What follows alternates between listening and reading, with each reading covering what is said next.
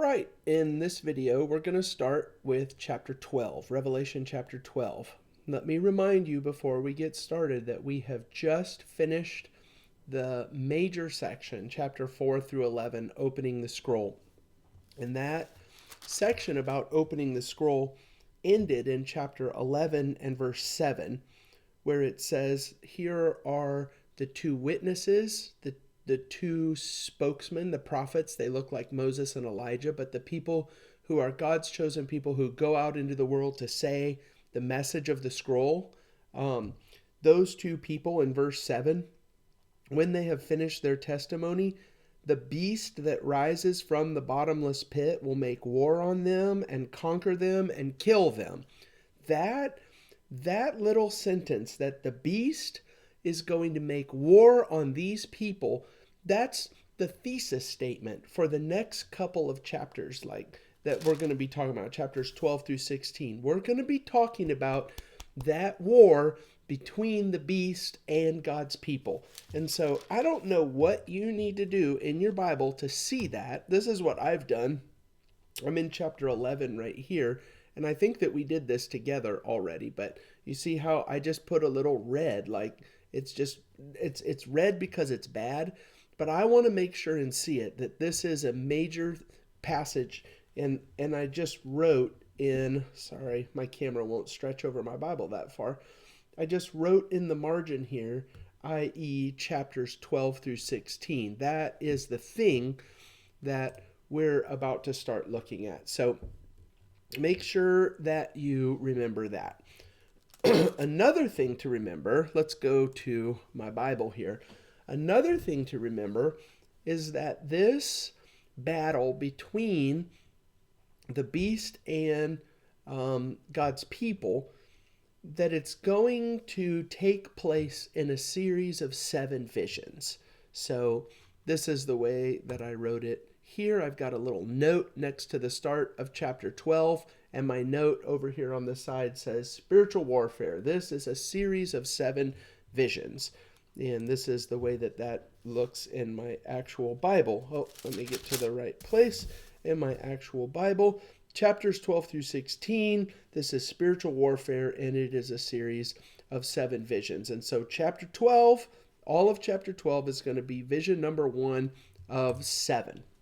So that brings us up to speed. We all know what we're talking about, and we're getting ready to look at this spiritual warfare. So let's go ahead and read all of chapter 12 and verses 1 through 6. And then we're going to go back and we're going to start marking some stuff. But this is the way that I have, excuse me, this is the way that I have divided up this section. We're looking for the characters or the players in the story. Who are the characters that we're looking for, that we're talking about here, that are doing things? That's going to be our purple subsections on this. So be looking for that as we read it. Let's start. Revelation chapter 12 and verses 1 through 6. And a great sign appeared in heaven, a woman clothed with the sun and with the moon under her feet, and on her head a crown of 12 stars. She was pregnant and was crying out in birth pains, and the agony of giving birth.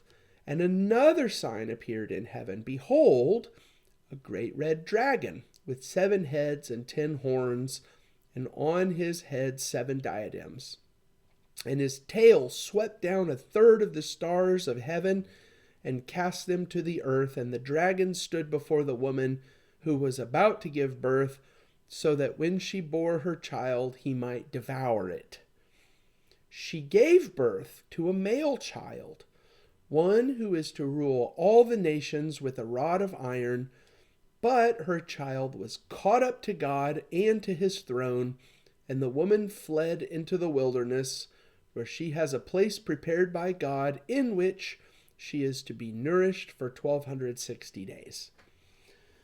So, just from reading these 6 verses, I realize that this might be a lot of the super weird Revelation scary stuff that people are nervous about, and you read the story and you're like, what in the world is even going on?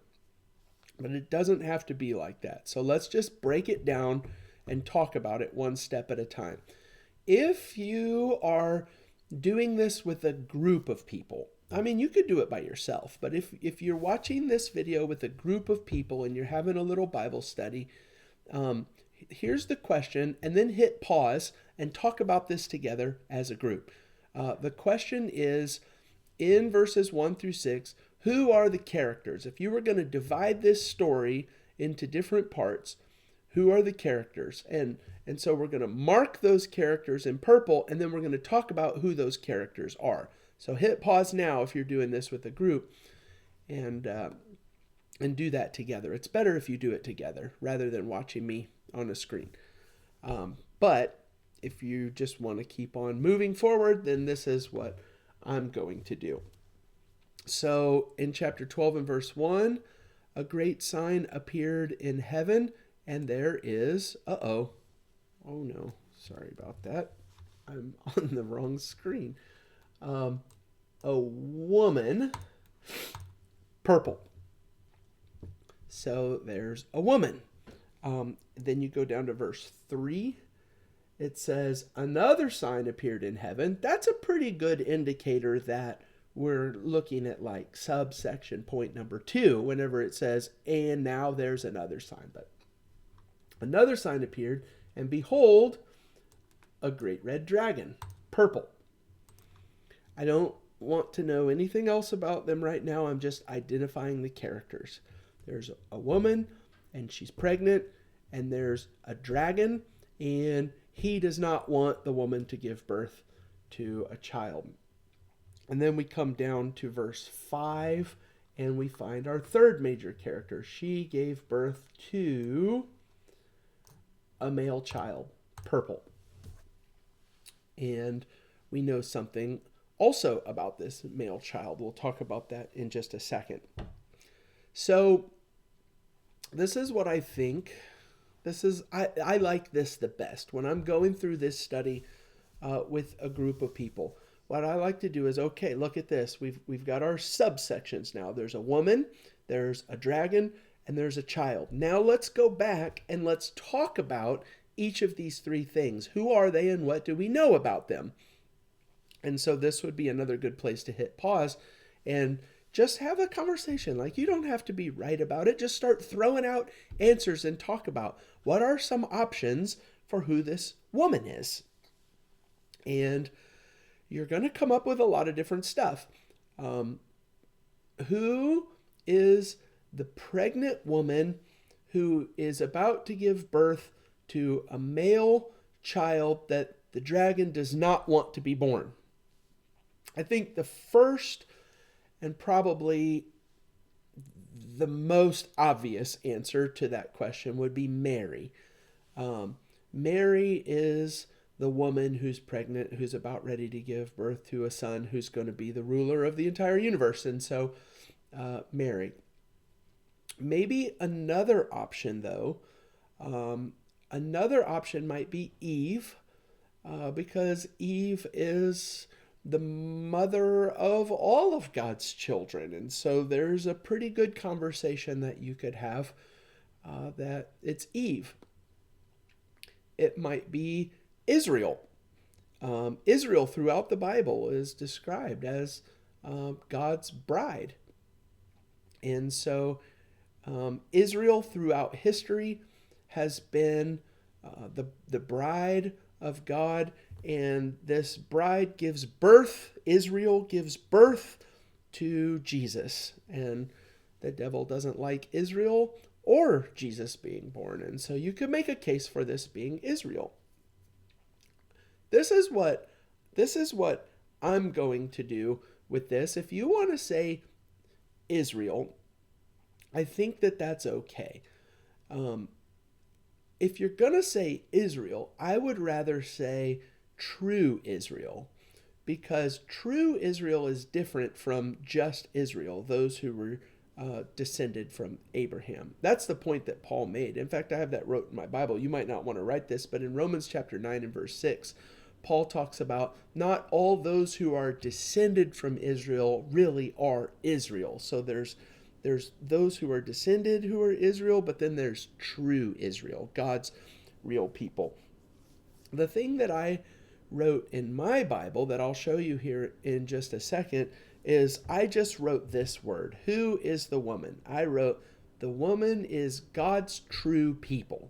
And I kind of stayed away from the word Israel on purpose, although I think that could be acceptable. I think for me to be thinking about this and to remember who this woman is and who these people are, God's true people is a better way to say that for me. Let me see if I can make a case for that. Okay, so first of all, if you look in verse 17, at the very end of chapter 12, one of the things that we're going to see is that the dragon is going to be mad that the woman gave birth, and that let's just go ahead and say the male child is Jesus, and that there's followers of Jesus, and the dragon's mad about that, and he's going to go and fight against them. So in verse 17, the dragon became furious with the woman and went off to make war on the rest of her offspring. And then we get to explain who the rest of the offspring of the woman is. On those who keep the commandments of God and hold to the testimony of Jesus. So that's really nice to have that explanation. The woman is God's true people who brings Jesus into the world. That's why you could say spiritual Israel or true Israel, but God's true people who brings Jesus into the world, and Jesus has followers now. And so the woman's offspring, God's true people, are those who are followers of Jesus, also God's true people. I want to say one more thing about this, and then we'll start writing down in the Bible. Let's go to chapter 2, Revelation chapter 2 and verse 9. We've seen indicators that those who say that they're God's people are not really God's people. The concept of God's true people is something that's very real for the readers, for the listeners of the book of Revelation. So Revelation 2 and verse 9, I know your tribulation and your poverty, but you are rich, and the slander of those who say that they are Jews, but are not, but are a synagogue of Satan. So there's a group of people giving God's people a hard time who say, we are God's people, we're Jews, we're the true people of God, but Jesus is saying, no, you're not. You are not the true people of God.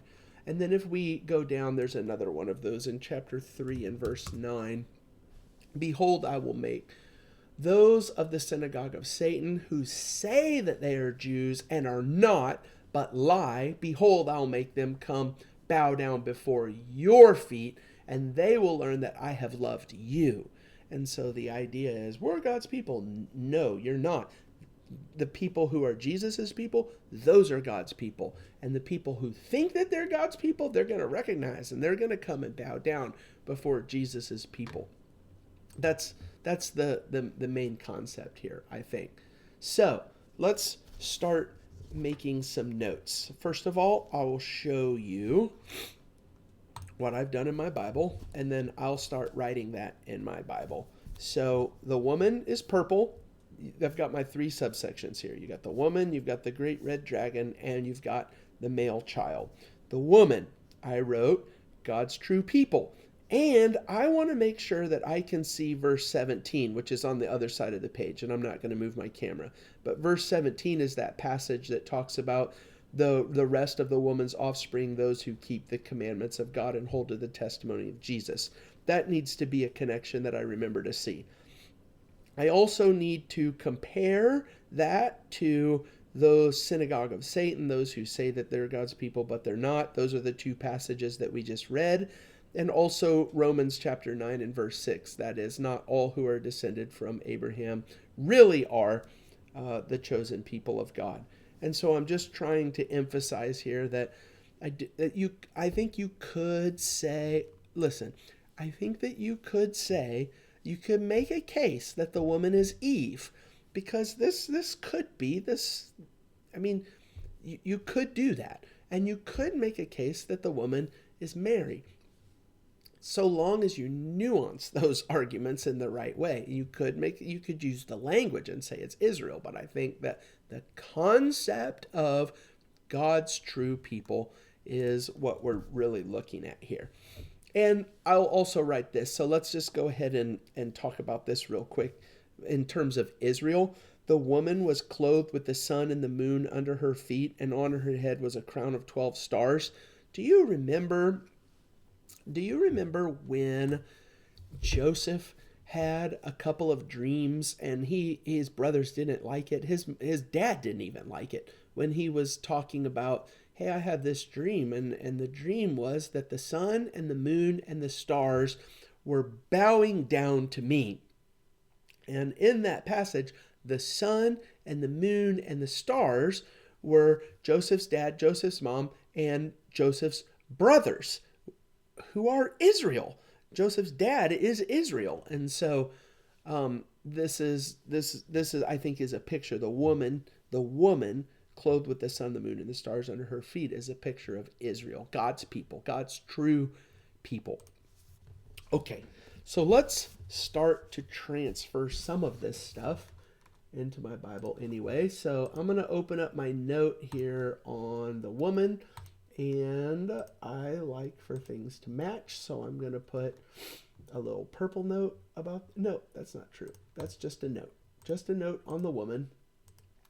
And I'm going to write the woman equals God's true people.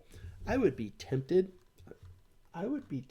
to capitalize the word true or underline it or something. Maybe I'll just bold it, because I like, whenever I'm seeing my notes and I'm talking and preaching and teaching, I like to know what syllable to put my emphasis on. And so God's true people is the real point there. And so I can actually make bullet points here. So I want to say, see Revelation 12:17. And I want to compare it to Revelation 2 and verse 9, 3 and verse 9, and also I'll put my little reference to Romans chapter 9 and verse 6 in there. I'm not going to put the Joseph reference in my Logos notes, but I did write it in my physical Bible, and so maybe you will want to do that. So, number one, here is this woman, God's true people, and she's pregnant, and she's crying out in birth pangs, and she's about ready to give birth. Okay, number two, let's talk about the great red dragon. Well, first of all, I like it when the Bible makes things easy for us, and the Bible has made things easy for us with the great red dragon. Look down at verse 9. The great dragon was thrown down, that ancient serpent who is called the devil and Satan, the deceiver of the whole world. He was thrown down to the earth. So, in case you had any reservation at all who the great red dragon is, which probably you should not wonder about that, but it's nice when we have an explanation. Verse 9 tells us exactly who that is. So let's go ahead and make sure that we can see that. I want to put a note on that one, put my little note card there, and I want to say the great red dragon equals Satan. And I'm going to write Revelation 12 and verse 9. Also, look, Satan is the dragon. Verse 9, that's the passage that we were looking at a minute ago. I'm also going to put this only because I've got space and it's not going to hurt anything to do it. Revelation 20 and verse 2. I'll show you that real quick. He sees the dragon, the ancient serpent, who is the devil and Satan, and bound him for 1,000 years. So the dragon is the devil. No problem. So we read that. Verse 3, another sign appeared in heaven. Behold, Satan, a great red dragon with 7 heads and 10 horns, and on his head 7 diadems. Listen, there's going to be a couple things that happen in these next couple of verses that you're like, what? 7 heads, 10 horns, 7 crowns. And he's going to sweep down the stars from heaven and all of this stuff. And I'm not telling you not to put effort into these different things, but I'm saying this is where I think a lot of Revelation studies go sideways, is everybody wants to start chasing every rabbit trail as far as you possibly can to identify what are the 7 heads? What does that mean? What are the 10 horns? What does that mean? What are the different crowns, diadems? What does that mean? And before you know it, you've gone after all of those things and you've lost sight of the big picture. So I'm going to probably make reference to some of these things, but I'm not going to pursue it because I want to tell the story. I want to see the big picture of Revelation. So here is the dragon. That's the point. And in verse 4, his tail swept down 1/3 of the stars of heaven, and he cast them to the earth. You remember just a minute ago, remember when we read, look down at verse 9. I'm going to go down to verse 9. We read verse 9 a second ago that identified the dragon. The great red dragon was thrown down, that ancient serpent who is called the devil and Satan, the deceiver of the whole world. He was thrown down to the earth, and then listen to this. And his angels were thrown down with him. Whenever you see in verse 4, in Revelation especially, but it's true in a lot of the Bible. In Revelation, whenever you see the tail swept down 1/3 of the stars of heaven and cast them down to the earth, the stars are normally angels. Angels who have been defeated and knocked down out of heaven, and now they're Satan's, what do you want to call it, minions. And so, I'm not going to chase that right at this. We will do that one later, but we're not going to do that one right now. But just to notice, here's the dragon, and he looks scary, and he's got people with him. And this is the main point in verse 4. The dragon stood before the woman who was about to give birth, so that when she bore her child, he might devour it. The devil does not want this child to be born. Period. That's the end of the story. Okay, verse 5. But she did. She gave birth to a male child, and that's purple because he's one of our characters. She gave birth to a male child, and just like we've identified the woman and we've identified the dragon, we need to identify the male child. And there's not really any problem with that because there's only one person in the history of the world that it's ever applied to. She gave birth to a male child, one who is to rule all the nations with a rod of iron. By the way, that's Psalm 2 language. Ask me, and I will make the nations your heritage, the ends of the earth your possession. You shall break them with a rod of iron. And Psalm 2 is this passage that is a messianic psalm that refers to Jesus. And so here's our language. One who is to rule all the nations with a rod of iron. But her child was caught up to God and to his throne.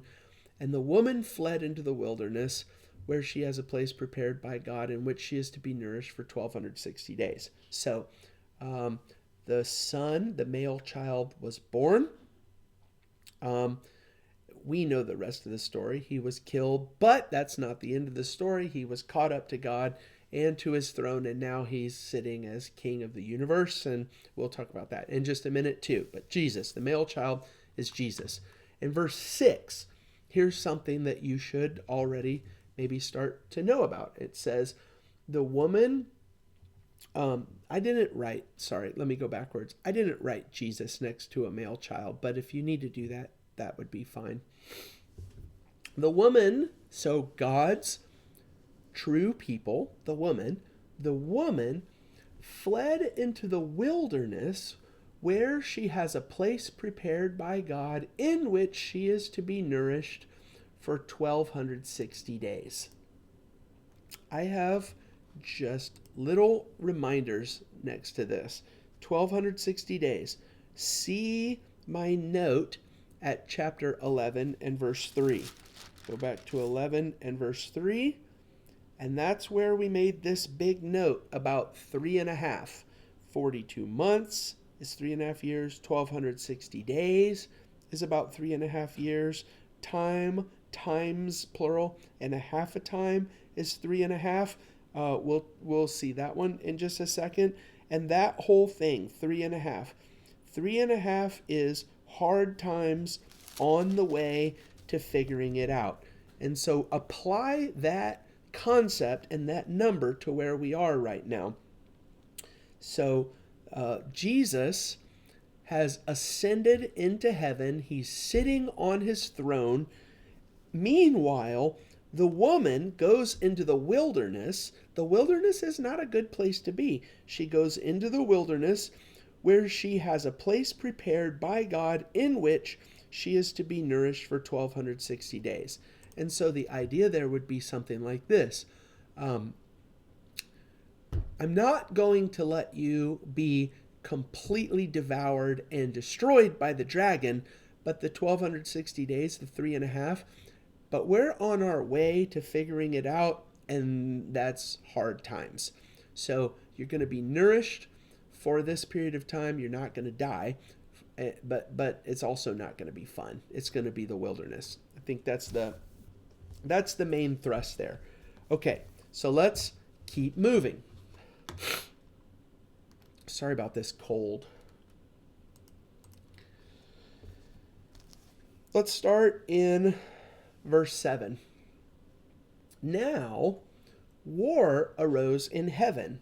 I went ahead and I turned that purple because that is the start of a new section. We're still telling the same story. We're going to go backwards in this story that we've been telling, but this is kind of a new section because it's like, okay, now we're going to talk about war.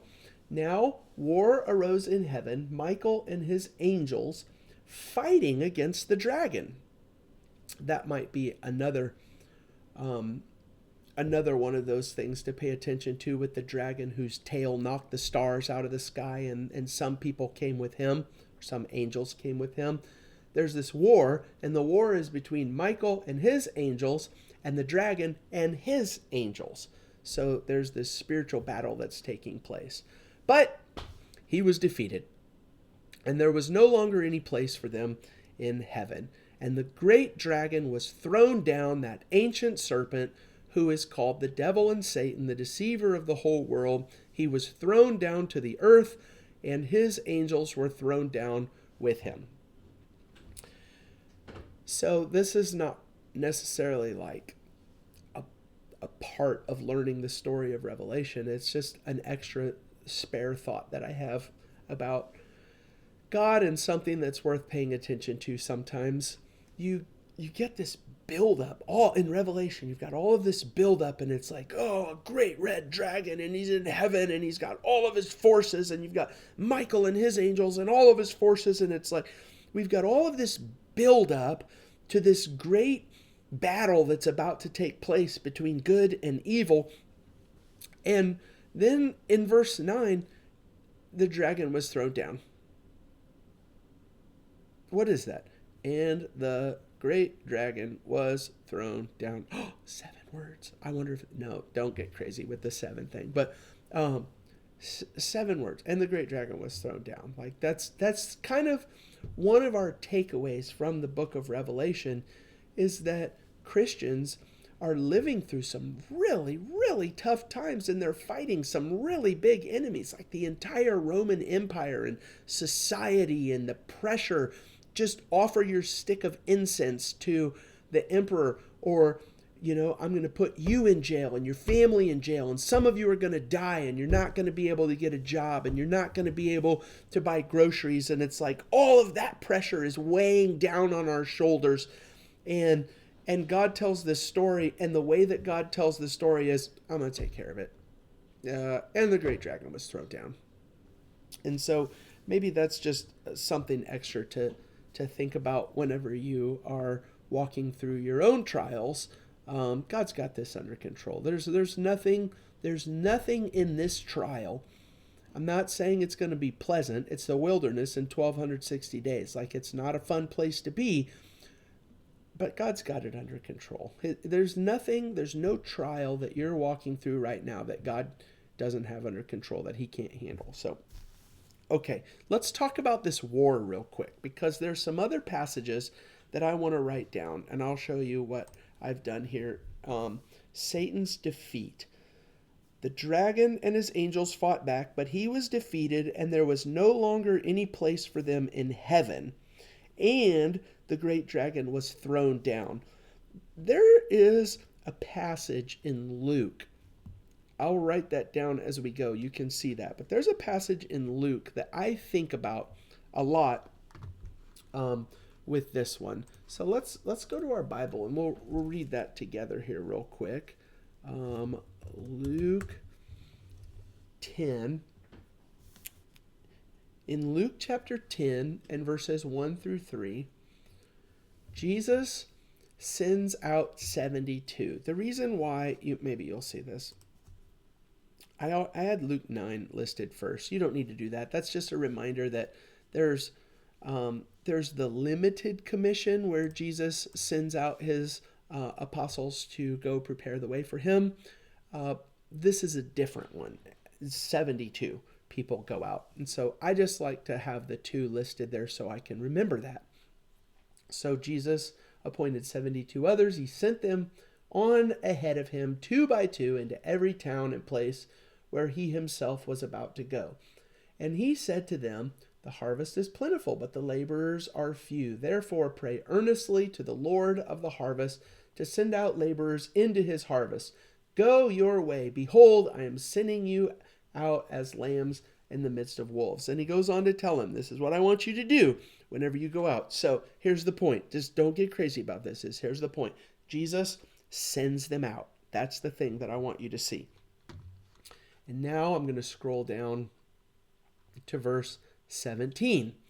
17 says, the 72 return with joy. So he sent them out, and now they've come back, and they're going to tell Jesus about what happened. They return with joy, saying, Lord, even the demons are subject to us in your name.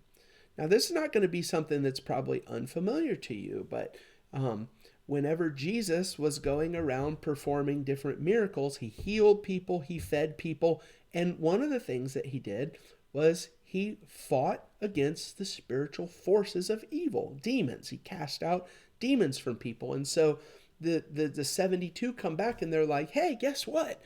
We're going out and we're casting out demons. We're fighting. There's this battle. There's this war that's happening between us, you, and the demons. Even the demons are subject to us in your name. And then this is key. Look at what Jesus says about that in verse 18. He said to them, I saw Satan fall like lightning from heaven. Behold, I have given you authority to tread on serpents and scorpions. That's a callback to Genesis 3:15, where the seed of woman is going to crush the head of the snake. Go out and crush the head of the snake is the point. I've given you authority to tread on serpents and scorpions and over all the power of the enemy, and nothing shall hurt you. Nevertheless, do not rejoice in this, that the spirits are subject to you, but rejoice that your names are written in heaven. So our text right now in Revelation 12 and verse 7, there's a war in heaven. Michael and his angels are fighting against the dragon. The dragon and his angels are fighting back, but the dragon and his angels were defeated, and there's no longer any place for them in heaven, and they were thrown down out of heaven. I think that because of what we've been talking about, is this battle that happened. This like Jesus, when Jesus came and walked on this earth, it was like D-Day. There's still war left to fight, but D-Day was the end of the war. That was the decisive moment when the war was won. And so that's what Jesus is sending out. We're going to cast out demons. We're going to fight against the devil. And here comes the devil. He's falling from heaven. And Jesus gets killed, and we think, oh no, the devil won. But then God raises him from the dead, and it's like, no, I have overcome the devil and the devil's power, the power of death. Jesus has been raised from the dead. And so that whole battle is what's being described here. So let's do this. I'm going to make my note in my Bible. In verse 8, it says, he was defeated. There was no longer any place for them in heaven, and the great dragon was thrown down. I want that whole thing in my Bible, so I'm going to go like that. And I've got to clean this up just a little bit. Let's make a yellow note. I don't want any highlight on that. What I'm going to write is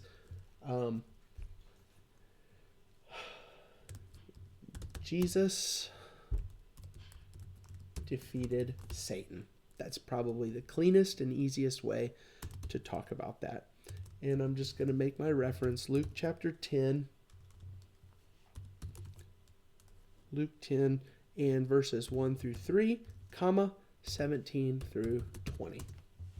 That's the story that we just read about Jesus. And so I think, just keep going back here. Look at where we've been. The dragon doesn't want the child to be born. The child is born. I think this is a throwback to what happens with the male child. This is why the devil did not want the child to be born, because he lost the battle. But now we're going to make this connection. This connection was her child was caught up to God and to his throne. Let's talk about that in verse 10. So the devil's thrown down, his angels are thrown down with him in verse 10. And I heard a loud voice in heaven saying, now the salvation and the power and the kingdom of our God and the authority of his Christ have come, for the accuser of our brothers has been thrown down, who accuses them day and night before our God. I took that. Let's do this part. Now the salvation and the power and the kingdom of our God and the authority of his Christ has come. That's green. First of all, because that's really good. But second of all, because that little sentence right there, that sentence is the gospel. If you were ever asked the question, what is the gospel? Define the gospel. What is it? How does the gospel work? That's it. That Jesus has defeated the devil, and now the salvation and the power and the kingdom of our God and the authority of his Christ have come. The devil has been cast down out of heaven, and Jesus is king. There you go. That's the gospel message. But the gospel is good news, and I'm not going to take that away from that. That's true. The gospel is good news, but I have bad news for you. The bad news is next. Verse 11. The accuser of our brothers has been thrown down, who accuses them day and night before our God. Verse 11. And they have conquered him by the blood of the Lamb and by the word of their testimony, for they loved not their lives even unto death. So the good news is, through Jesus, God's people don't have to worry about death and suffering and what's going to happen in this world.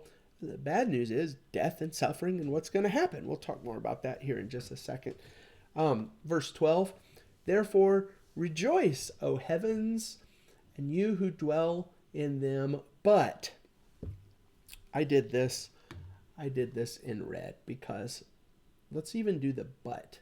But woe to you, O earth and sea. Red. That is very not good.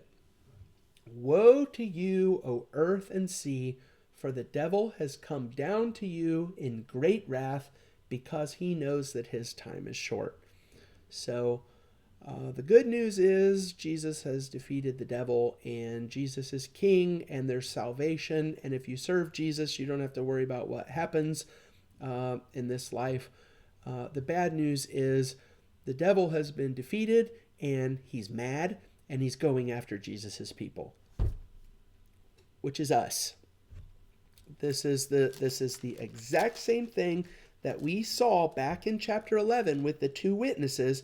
The beast that rises from the bottomless pit will make war on them and conquer them and kill them. That's the situation.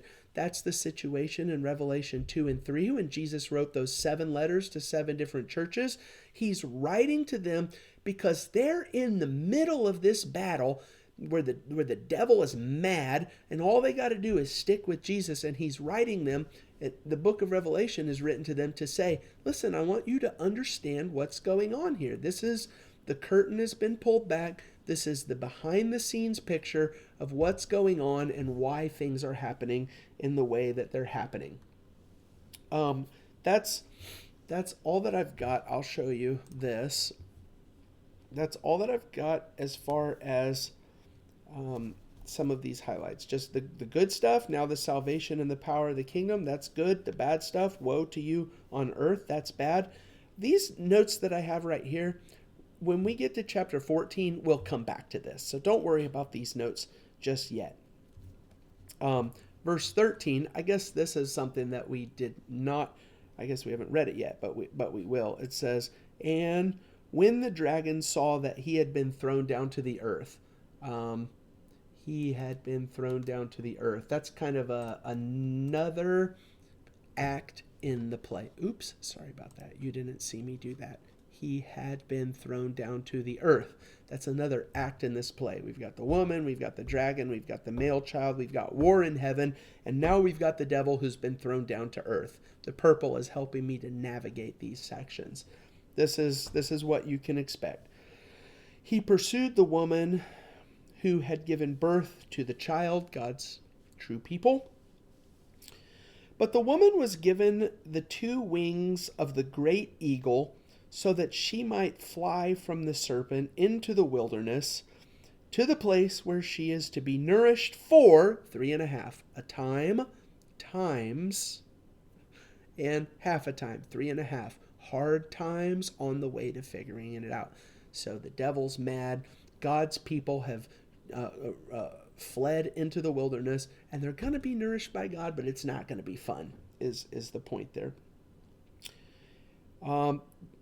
You want to talk about the wings of the eagle thing real quick? You might want to just throw a little note in your Bible on this.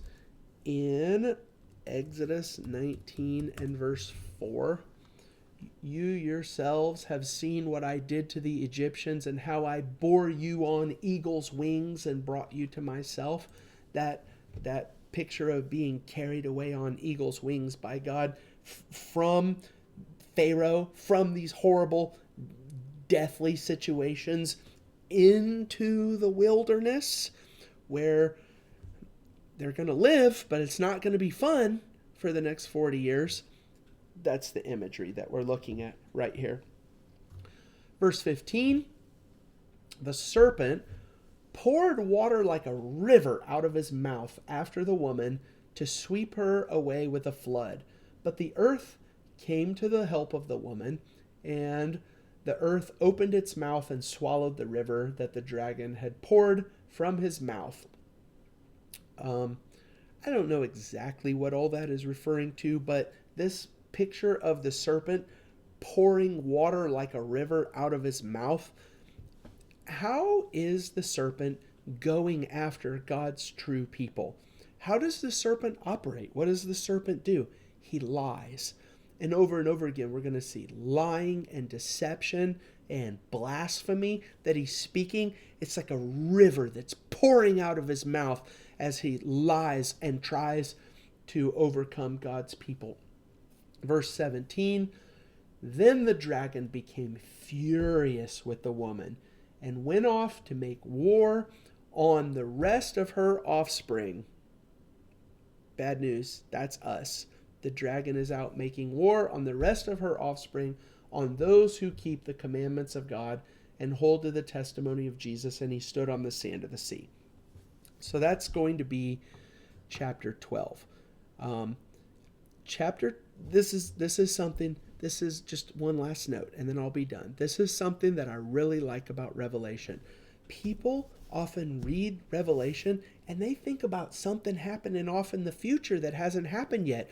Oh, the woman, who's the woman, and the dragon, and who's the dragon going to be? It's going to be Hitler, it's going to be Stalin, all kinds of stuff like this stuff. And it's like, no, this is talking about things that have already happened. And it's not talking about things that are going to happen eventually in the future. It's talking about real life right now. For those people, when the book was written in Revelation 2 and 3, and also for us, it's nothing more than pulling back the curtains and seeing behind the scenes why life is the way that it is. It's because the dragon has been defeated by the Son, and he's really mad about it, and he's taking it out on all of us. That's chapter 12. I've got a gospel meeting coming up next week, so I might be a little late on the next video, but in the next video we'll cover chapter 13.